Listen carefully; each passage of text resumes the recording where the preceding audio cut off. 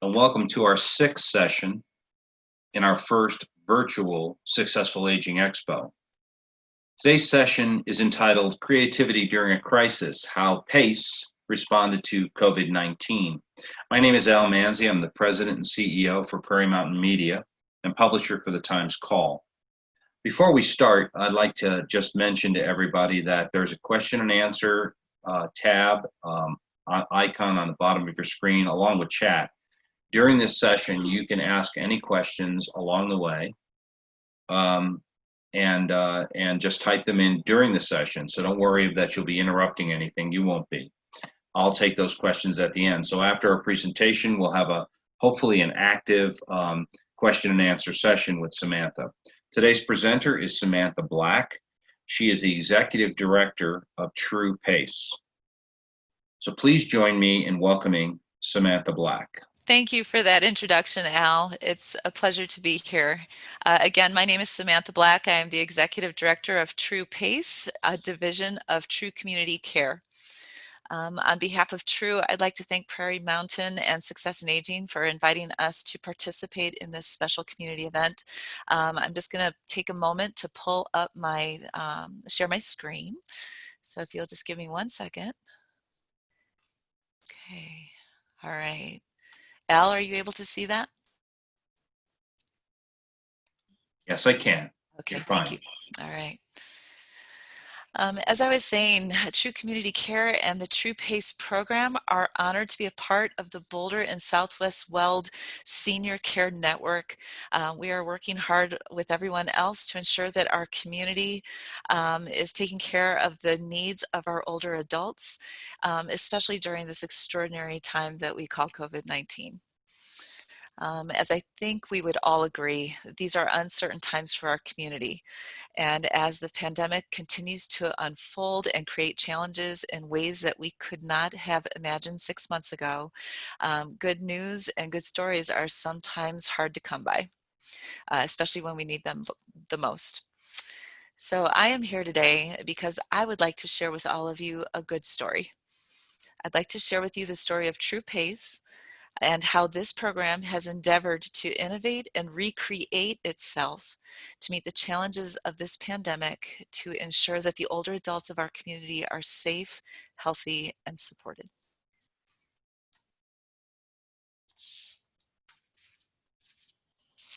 All right. So before I go too far into talking about COVID and the impact on our program, I'd like to talk about what is TRU PACE. We've been in the community since March 2017, so we've been here for about 3.5 years now. PACE stands for Program of All-Inclusive Care of the Elderly. And as I had mentioned, we are a service division of TRU Community Care. As you can see at the bottom of our screen there, we have PACE, palliative care, hospice, and supportive services. And we are very proud to be a part of the TRU family. And I do apologize, as sometimes I'm noticing some buffering in my program, so I apologize for that. If you just give me 1 moment, it will eventually roll to the next slide. Our mission at TRU PACE is simply this: to help older adults live successfully and safely in the community they love. It's a very simple mission, and how we meet that is with a really big effort and a big program. So the PACE program, it is a model of care that is a partnership between Medicare and Medicaid programs. What it is it is fully integrated health care for older adults. Our program with TRU Community Care is based in the TRU PACE Center in Lafayette, roughly at 95th and Arapahoe. And we truly have full wraparound services for all of our participants who come into our program. So it's truly fully medical care, all rehab services, social services and counseling. We have an adult day program that you're going to hear quite a bit about today as I'm speaking.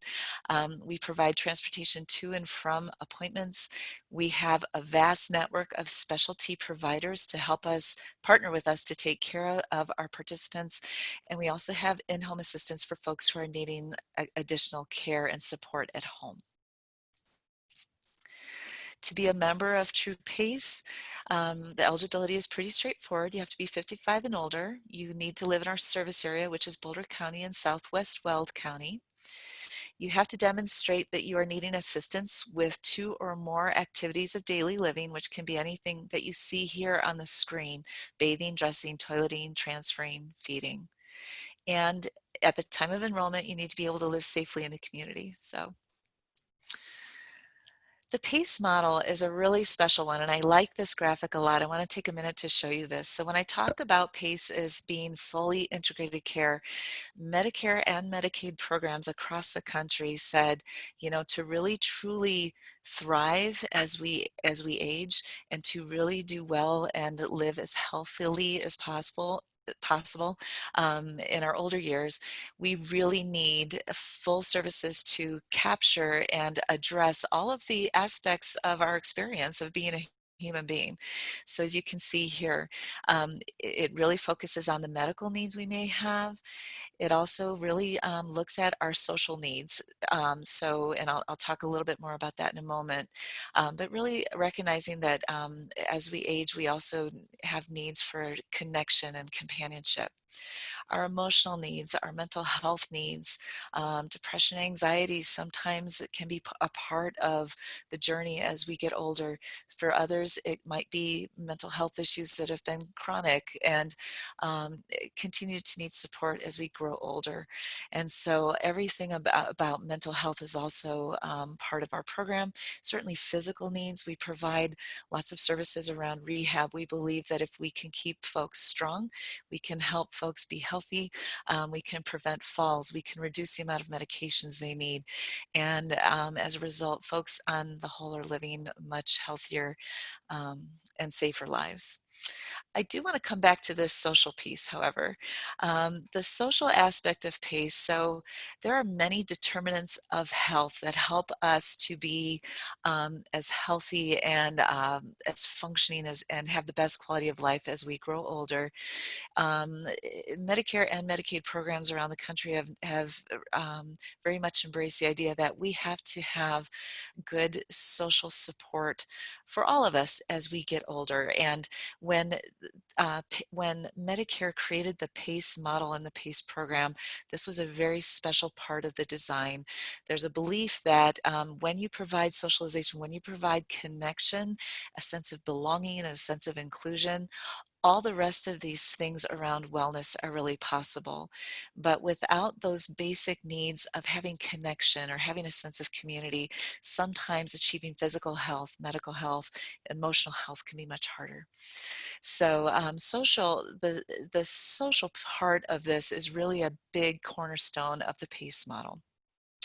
And at TRU PACE, we really live this socialization piece. And I'm trying to roll to my next screen here. One moment.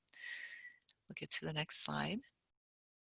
So every PACE organization around the country has all of those components we talked about. We have a medical clinic, we do have a rehab program, and also here in our center we have a day program, which is one of the most living, breathing, thriving parts of what we do every day. The day program is comprised of several day rooms that we have that are staffed by rec therapists, dietary, CNAs, a lot of different people of our program that and our professionals who come, all of their expertise comes to bear on the socialization component of PACE. So the day program is a whole lot of fun. So what it is it's a program where folks come, we have participants who come here once a month, we have participants who come here 5 days a week. And when the day program is in full operation, we have a great time. We celebrate. We have, and I'm just going to point to some of the different pictures here. We have an art therapy program that a lot of our participants take advantage of. We celebrate birthdays like nobody's business. We celebrate holidays. We find every reason to make every day the best it can be. We have an intergenerational program. Please excuse my phone. I forgot to turn that off. We have an intergenerational program where we partner with local schools, even preschools that come. This picture here was a particular talent show we did in partnership with a local elementary school. That was a lot of fun.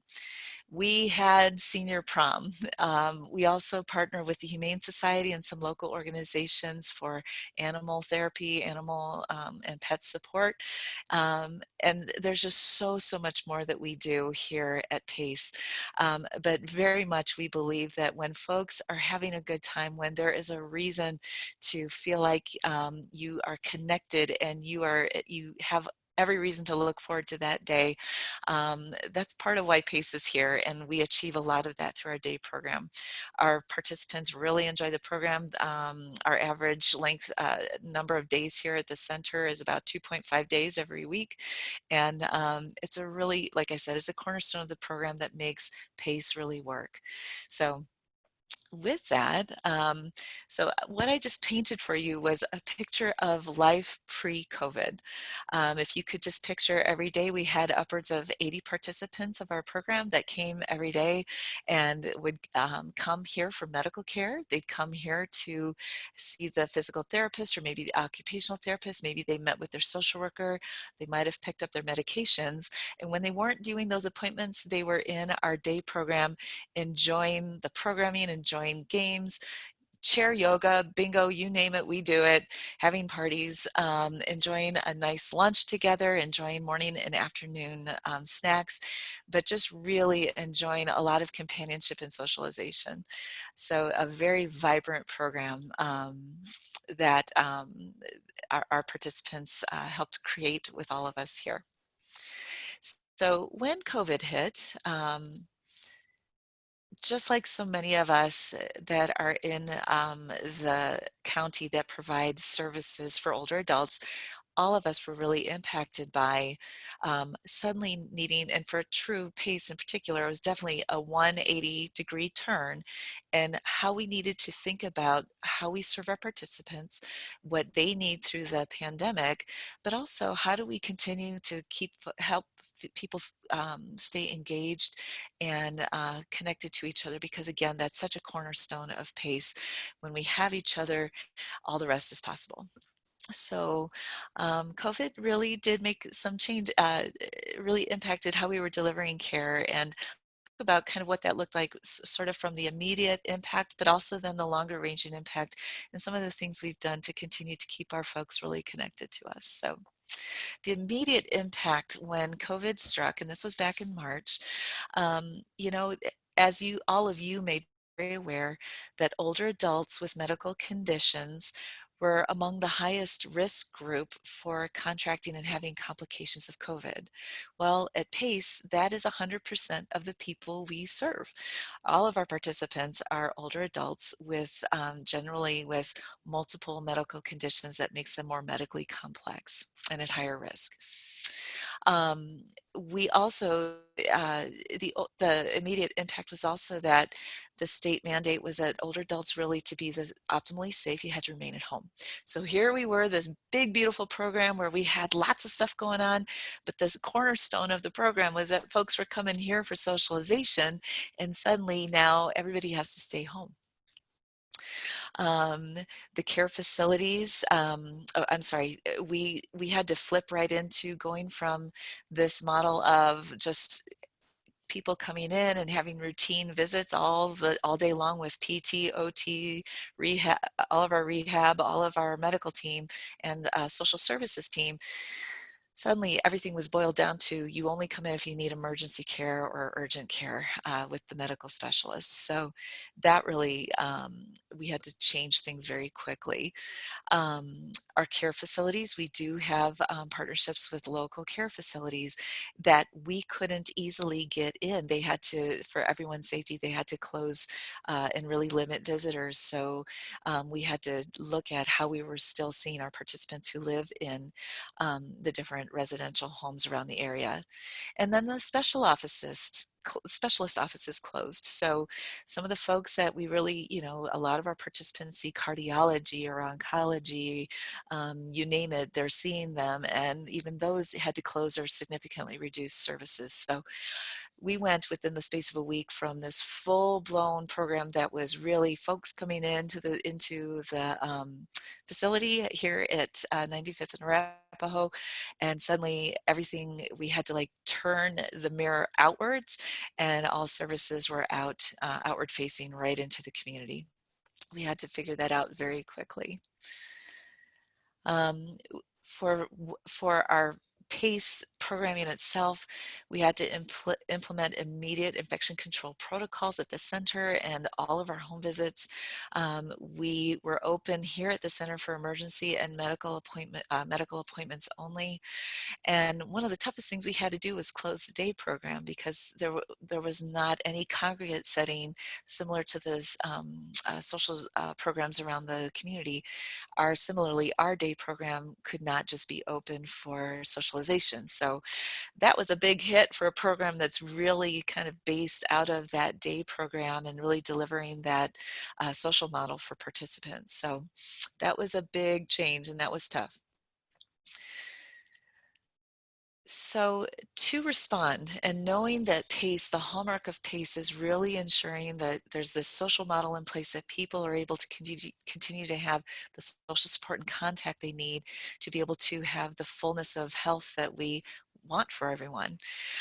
We started implementing a lot of different things really quickly. Within those first 2 weeks, we did that 180 turn, and suddenly a program that had been more center-based was all out in the community. But we immediately implemented daily well check calls to all participants, as well as our participants living in the facilities, to just keep an eye on folks. How are folks doing? What do they need? We didn't want anyone to slip through the cracks, so we had a really good hold on everyone.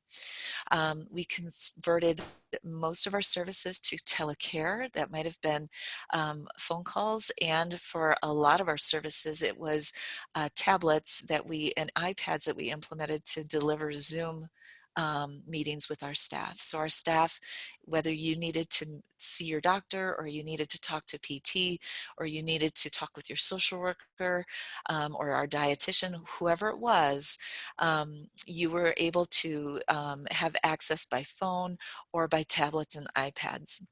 So that was a very quick pivot that we did to try to get more of that kind of technology in the homes, or to deliver the iPads day to day, kind of moving them around to the different homes to make sure that folks were able to get what they needed, and to be able to continue to see us and we could see them, and keep a real close eye on folks. We also boosted our home care services right away, which meant that a lot of our CNAs that hosted our participants in the day center, all of them were deployed into the homes to make sure that folks were getting all of the supportive care that they needed at home. We boosted our home delivered meals daily. Most of our participants started receiving Meals on Wheels at home. And then supplies, medications, equipment delivery, anything that they were getting here at the PACE Center, we were utilizing our vendors and our staff to make sure everything was at home. So folks were really tucked in, they were safe, but still really benefiting from the fullness of the PACE model to make sure they had what they needed to navigate the pandemic. So things that we had already known, but we were really starting to see early on about isolation for older adults, were things like, when you have the loss of a routine, if you're used to coming into PACE, or you're used to seeing your team or your doctors pretty regularly, and now you're pretty much homebound, you lose your routine, you lose that contact and socialization, and you start having that sense of isolation setting in. It can result in a multitude of effects for any of us as human beings, but in particular older adults, like at minimum boredom. If you're used to coming to the PACE Center and having a lot of socialization, a lot of fun, boredom was one of the first things that started impacting our folks. Disrupted activity and sleep cycles is another one that can happen. If you're used to having a really good routine during the day and now that's disrupted, not only does that affect your awake time, but it also affects your ability to sleep well at night. Loneliness, anxiety, and depression can start creeping in the more isolated you are. For folks with cognitive impairment in particular, confusion, agitation, wandering, all of those things can start coming more to the fore. For those of our folks with previous mental health issues, those can become even more triggered. So for folks kind of struggling a little more, feeling more depressed, more anxious, maybe a little bit more disorganized. And quite early on in the pandemic, we were starting to see some of those creeping in a little bit. So it was something that we were very aware of, and we got on top of. We were doing everything we could to prevent, and then really responding as those effects started creeping in. So what we really started doing was looking at folks were our participants were so used to really meaningful contact every day, whether it was through our staff or through their friends in the center. So we started developing really intentional ways of reaching out and keeping connection. And this started as early as the end of March. I mean, as all of us with loved ones or ourselves who are older, or any of us who serve the older adult community in our area, we were all really aware that, wow, we want to continue having programming, and we want to continue having contact and really good stimulation so that we can sort of avoid some of those long-term, those effects um, of isolation or loneliness. And also, none of us knew how long this was going to last. We were hopeful that by now, 6, 7 months later, we might be past this, but here we are. So what we decided to do was, we had the short-term response, but we just started building things for the long haul, not knowing how long it would be. So what you see here is sort of the short list of some of the things that we developed quickly to try to keep our folks engaged and having fun and feeling like they were still a part of this really tight-knit PACE community. And we wanted them to feel like, hey, we got you. And we wanted the families to have the confidence of knowing we got their loved ones. So in all of these ways, I'm just going to talk a little bit about all of these. So we initiated and we continued for quite a few months, just this daily staff phone calls, just a happy voice on the other end of the phone. How are you doing? How are you? Do you have everything you need? Is there anything we can do for you? How are your kids? Just trying to keep that warmth and connection that all of us are used to. Our rec therapy department went to town. So everything that they did here at the center suddenly was out in the community. So if you came here and you enjoyed bingo, we were doing bingo. If you um, uh, enjoyed adult coloring, or you enjoyed painting, or you enjoyed whatever it was, we were delivering all the supplies to home. We were connecting our participants in through phone calls and through um, online meetings to be able to still enjoy and have some contact with each other. One of the challenges, and I'll talk a little bit more about that, was not everybody has a computer, not everybody has an iPhone or something like that where it's easy to connect in or Zoom in, but we started working on that as well. I'll talk more about that in a minute. We started a Phone Buddies program where we had peer-to-peer contacts where participants were keeping track of each other and just having social calls and checking in on each other, making sure folks were staying out of trouble and having a good time. We did start implementing more tablets, smartphones, and social platforms to try to keep our folks engaged. Other things we did, we started weekly town halls, which was with myself and our outreach team, where folks could just call in or Zoom in, whatever they wanted to do, to speak with me, to help me and our staff here keep a pulse on what it was like to be home, and to make sure that our model was really responding to the needs that were happening for our participants as the days and weeks unfolded that, as we all know, became months. We just wanted to keep our finger on the tabs of what was going on for our folks. We started conference call platforms, which we're still working on. That's very technology based, but really trying to get more folks engaged through conference calls so that they could hear each other's voices and keep in touch with their friends as groups. We started online socialization and activity groups, which we are still more fully developing. And while we're doing that, we are introducing more technological support in the homes, getting people more iPads and whatever's needed so that they can participate. We've introduced online education and engagement resources for seniors. We're still in the process of unrolling and unfolding more of that to keep folks engaged through education and really diverse and interesting stuff so they can continue learning and growing and promoting wellness through the pandemic. And then the most recent thing we've implemented is the TRU Volunteer Phone Companion Program. Now that we're a good 6 months into this, we realized, there's a lot of volunteers at TRU Community Care itself that are really uh, wanting to have a meaningful way of participating and giving during this time. And since our participants who are older and they can't be in these large congregate settings, the TRU Volunteer Phone Program has been such a marvelous addition to our services. It's just a friendly voice who can call once a week, twice a week, whatever's needed to help folks keep connected, having fun. We're doing life reviews and socialization and games over the phone, whatever it is that's safe, but helping people feel cared for and connected.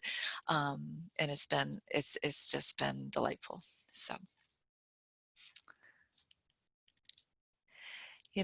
as we've moved through this time, it's been as I think for all of us, whether you are a recipient and a beneficiary of any of the services here in Boulder County or Weld County, um, or if you are a family member, or if you are a deliverer of care, there's been a lot of good stuff we have learned. And here at PACE, we've been blessed with participants who are very involved with us and really open and wanting to share and inform how we are navigating time so it is relevant and it is supportive and it is connecting for all the people we serve. So some of the things we've learned, so technology adoption, there's a lot of really good technologies that are out there, and we've tried some around helping our participants stay connected to our program. What we have learned is that the thing that folks want the most is what we're doing today. They want to be able to have a way of looking at each other, seeing their friends, and having a great conversation, being able to talk to their doctor, being able to talk to PT or rehab, whoever it is, and stay really connected this way. We are working on still finding the right fit. And what we're finding is that when we start with social models first, using technology for sheer socialization, that is fun and folks really enjoy that, and that's really what's giving us the greatest bang for our buck and helping our participants really navigate this as healthfully and as in as most satisfactory way as possible. We're still working on getting the right fit of technology, but we are making some really good gains there. So we've learned how important socialization and what we're doing today, being able to see each other, how important that is for our participants. We've also learned from our participants who are really involved with us, they're not of a generation necessarily where they want to be passive. They see themselves active participants in this world experience we're having. They are not passive recipients of care. That's not enough. They want to be involved and they want to be a part of the solution. They want to be a part of this community. They want to contribute and help everyone get through this. So we've been blessed with a group of participants who have been almost like our advisory board in helping us really keep our fingers on the pulse of what folks need. What's happening, what is it like to be at home and not be able to easily just go out your front door and jump on a bus and come to PACE every day. So we're learning a lot in partnership with our participants around what they need and what really helps navigate this universal experience in the most meaningful way. We are finding that especially among our younger generation, which are 55 to 65, this is a group that was very involved in the 60s and 70s, real activist, very much, like what are the solutions and how do we really make programs that work for us? And it's a group that's generationally very accustomed to engaging national and global events. And we've been blessed to have that group supporting our programming and really guiding us on how do we make this a meaningful time and a time that is supportive and sustaining rather than a time where people are losing contact with each other or having more medical issues. So Something that's come up, and I want to give credit to some of our amazing participants for coming up with this, is that they want to be seen as vulnerable, not vulnerable.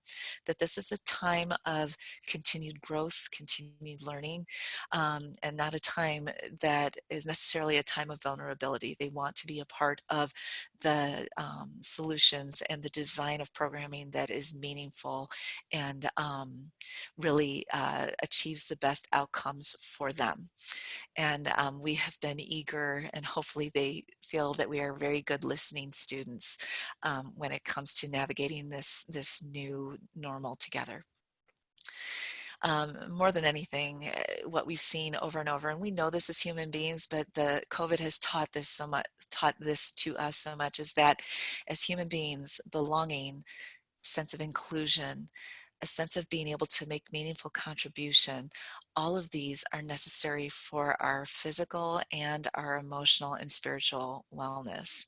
And so TRU PACE is so much about how do we address and help create all of those for the people we serve to make a really meaningful difference at this point in their lives.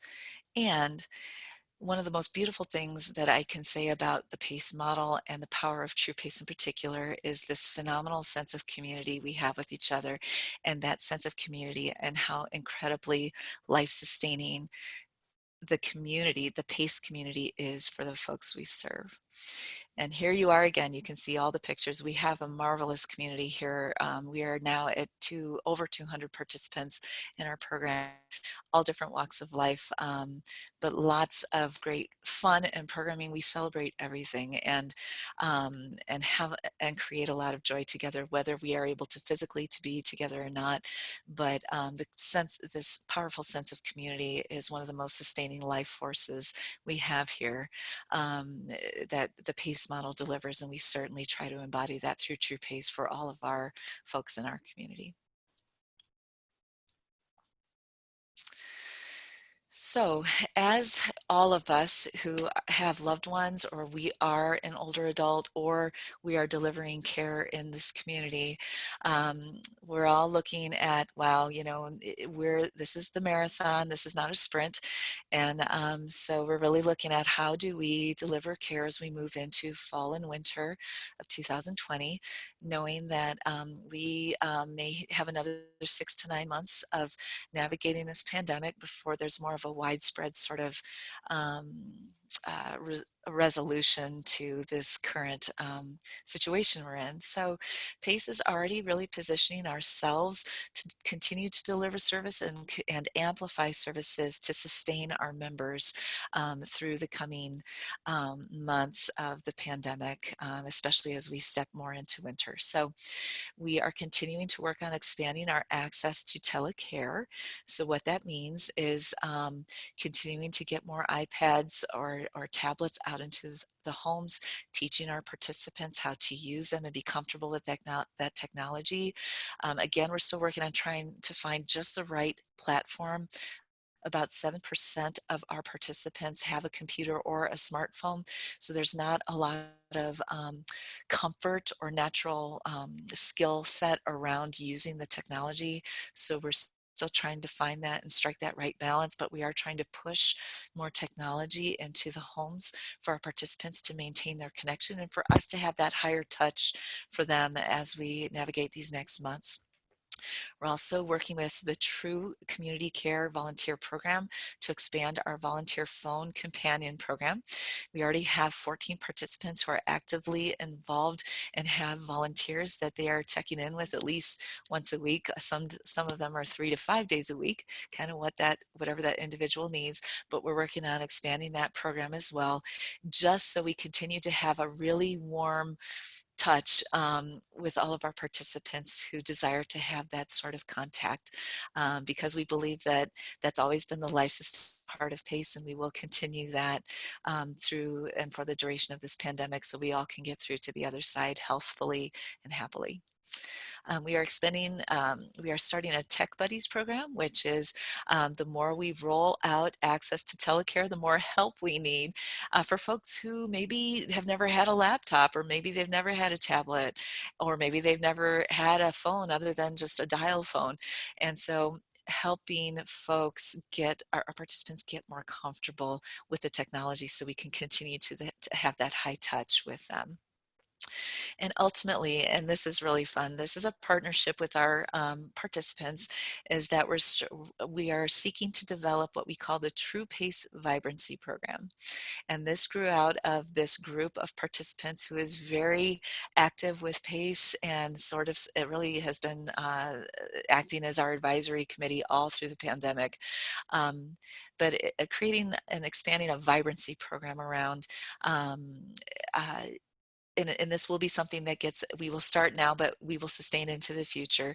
But the idea of, again, going back to we're venerable, not vulnerable, and we want a vibrancy program that's focused on education and a lot of really good stimulation and interesting topics, but delivering that not just in person, but through social media platforms that are available out in the internet world, to help folks continue learning, continue growing, expanding their knowledge, staying connected, and learning from other folks as well as other adults, and creating that kind of access to really maintain vibrant health as they continue along their healthcare trajectory, even in spite of COVID. So we're really partnering with several of our participants now to help us to learn from them what's exciting and what keeps our participants going, and then creating and co-creating that kind of program with our participants. So that's kind of what's next on the docket for TRU PACE and the folks we are privileged to serve.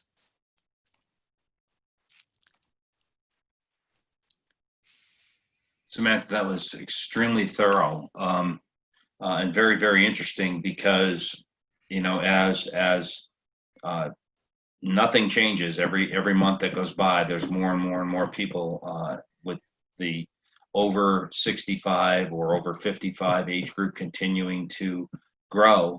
There's more and more and more needs for care and for living in care and engagement, which I found to be probably the most important thing that I heard is how to keep people engaged. Did you have any issues with hearing issues for phone calls and things like that? I'm sure there's probably some things like that that you've encountered outside of iPad technology issues. Yep. Great question. So hearing is certainly an issue for a number of our participants.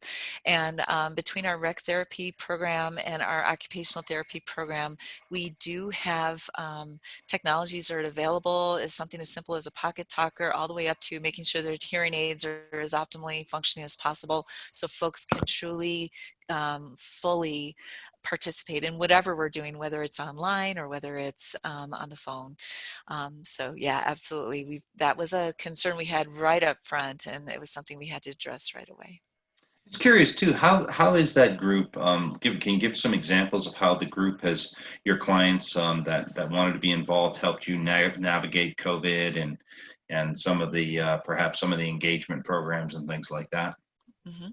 So we have a wonderful rec therapist and a rec therapy program that really does a thorough look with every participant around what do you enjoy and what gives your life meaning and what are your hobbies and your interests, and how can we really develop our programs to meet your interests to keep you engaged and enjoying life. And so with that kind of information, our rec therapy team was able to develop really personalized, customized programming, group programming, as well as individual programming, and individual activities and supplies that we can provide that are really uniquely suited to each person we serve to keep them really engaged and having fun at home, even though they're kind of stuck at home for a while. So I have to give all the credit to a really vibrant rec therapy program here at PACE to help keep our people engaged and having fun, even through the doldrums of a pandemic. That's awesome. Could you maybe talk a little bit about, since I know this isn't really sell the PACE program event, but could you talk about how PACE works a little bit more and about the costs associated with PACE, and are there things that can help from insurance perspective, Medicare, things like that? Yeah, so PACE was designed to be a Medicare and Medicaid partnership. And what I mean by that is that Medicare, for every person who qualifies, Medicare puts a certain amount of money in a bucket, Medicaid puts a certain amount of money in a bucket, and out of that pooled resource of all of our participants, we are required to provide all care and support services needed for folks to have a vibrant older adulthood. So, that includes all of their medical care, all their socialization needs, all of their PT, OT, dietary needs, social support, social work, you name it, we do all of that. All of the care and services they receive here at our center. So it's a full risk model is what they call it, meaning that all this money goes into a bucket and we are responsible for taking care of absolutely everything these folks need. Okay. Medicare, so you can be a member as long as you meet the criteria that I listed earlier. So living in our service area, needing assistance with at least 2 activities of daily living, and being able to live safely in the community at time of enrollment.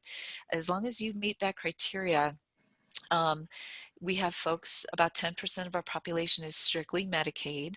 The other 90% folks are Medicare and Medicaid, so they have both of those. However, from time to time, we have had folks who had just Medicare and they wanted to be a part of the program, and so they privately paid for the Medicaid portion. And so there's just a lot of ways that we can create access for folks who really want to take advantage of the program. But like I said, the majority of folks are have Medicare and Medicaid or just straight Medicaid to cover their services with PACE.